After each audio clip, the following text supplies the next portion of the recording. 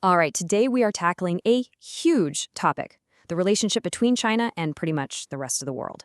And we're going to do it by looking at this really fascinating new book that's making waves, and maybe more importantly, the totally different ways people are reading it. This is a question you hear all the time.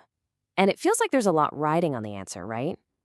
How can you possibly find just one book to get your head around a country as complex and important as China? Well, one book is now being held up as a potential answer. And that book is China's Worldview. Now, what makes this one so interesting is the author, David Daqui Li. See, he's not just some academic on the outside looking in. He's an economist at the famous Tsinghua University, and he's actually advised senior leaders in the Chinese Communist Party. So what he's offering is a genuine insider's story. Okay, so let's jump in. What is this insider's worldview that Li is talking about? Well, it all starts with his argument that if you really want to understand China, you have to first understand what its real priorities are. Lin uses this great little analogy to explain China's whole philosophy.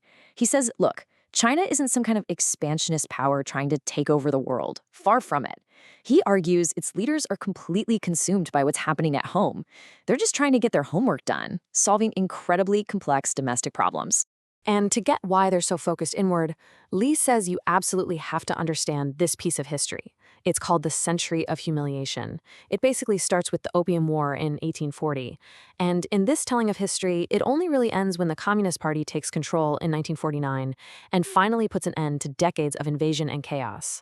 This idea is central to the country's psyche.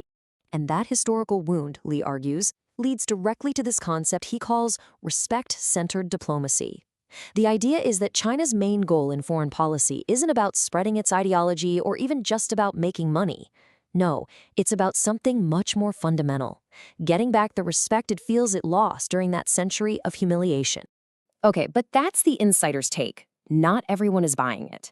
A review from the Journal of Indo-Pacific Affairs, which is a U.S. government publication, by the way, offers a very, very different interpretation of the book and what it's trying to do. The critic's main point is this. Sure, the book gives you some interesting insights, but it's a very carefully selected, very polished view. The real charge here is that the book is essentially presenting the story that the Chinese Communist Party, the CCP, wants the world to believe, not necessarily the whole picture. And this is where you can really see the two narratives clash. The reviewer points out that Li's book spends a ton of time on China's internal problems, but by doing that, it neatly sidesteps all the hot-button issues that cause friction with the West. Things like its military buildup, trade disputes, and of course the huge issue of Taiwan. The critic basically says these aren't just minor omissions, they are the entire reason for the global tension in the first place. So, if we go with the critic's take for a second, that this is basically the official approved story, does that make the book useless? Well, not so fast.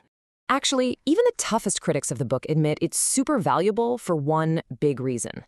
It tells you exactly how the CCP sees itself and how it wants to be seen by the rest of us. And let's be honest, understanding that self-perception is absolutely critical if you're trying to deal with a global superpower. Plus, the book really does have some fascinating, nuanced insights you just wouldn't get from the outside. Take the massive anti-corruption campaign, for example. Li explains the official goal, which was to stamp out corruption. But then he points out this unintended consequence. Local officials have become so scared of drawing any attention that they've basically stopped making decisions. They're inert. Now that's a genuinely insightful piece of internal analysis. All of this leaves us with a pretty big dilemma, doesn't it? We have two competing frameworks for understanding China.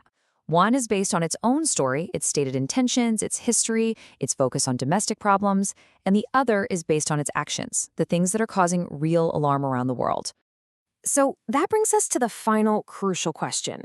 If we want to avoid miscalculation and prevent a major conflict, where should we focus our attention? On a nation's stated intentions, the story it tells about itself as explained by an insider like Li? Or should we focus on its actions, as seen by its rivals? How we answer that question might just shape the future of global politics.